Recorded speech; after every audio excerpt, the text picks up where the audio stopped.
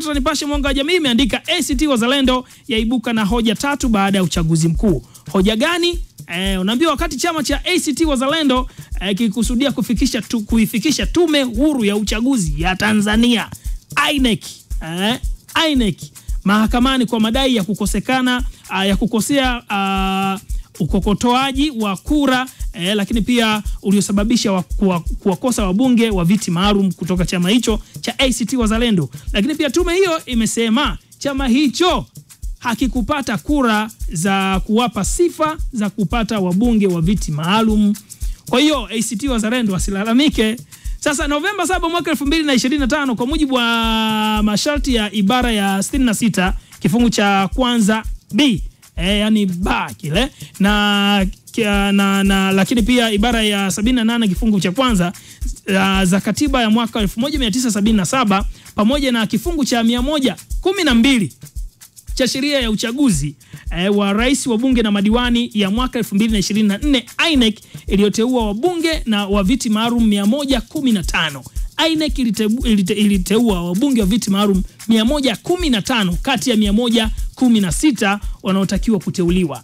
Sawa bwana. Lakini pia katika uchaguzi mkuu uliofanyika Oktoba 29 mwaka huu ulioshirikisha vyama 18 vyenye usajili wa kudumu, ni viwili pekee ndio vilipata wabunge hawa, ambapo chama cha ukombozi cha umma kilipata wabunge 2 na waliobaki wote ni wabunge kutoka chama cha mapinduzi CCM.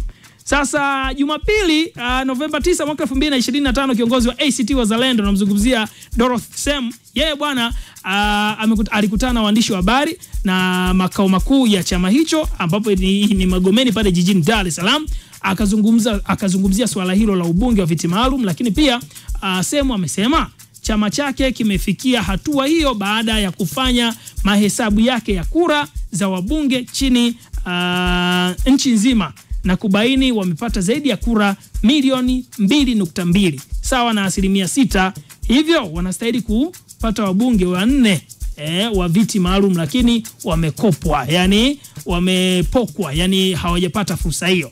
Sasa tusizungumze sana, Dorothy Sem yupo hapa. Dorothy, mheshimiwa kutoka ACT Wazalendo, hebu tujuze ikoje hii?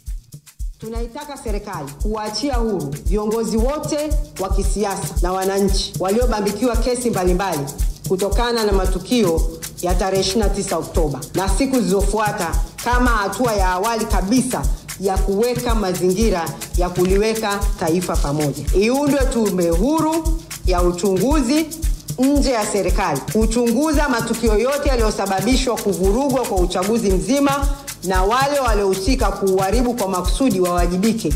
Kuundwe timu ya maridhiano iliyo huru, National Commission Cohesion, itakayoleta pamoja viongozi wa serikali, viongozi wa upinzani, wananchi, viongozi wa dini na wadau wengine wote wa muhimu katika kuleta na lengo la kukomesha uonevu na kuweka mfumo bora wa uendeshaji wa nchi. Tunataka mageuzi ya kidemokrasia, hususan katiba mpya itakayounda tume huru ya uchaguzi, itakayoweka mipaka iliyo wazi kati ya dola na chama tawala na kuweka uhuru wa vyombo vya habari na vyama vya siasa. Noma sana. Huyo ni mwenyekiti wa chama cha ACT Wazalendo kama ulivyomsikia Dorothy Sem.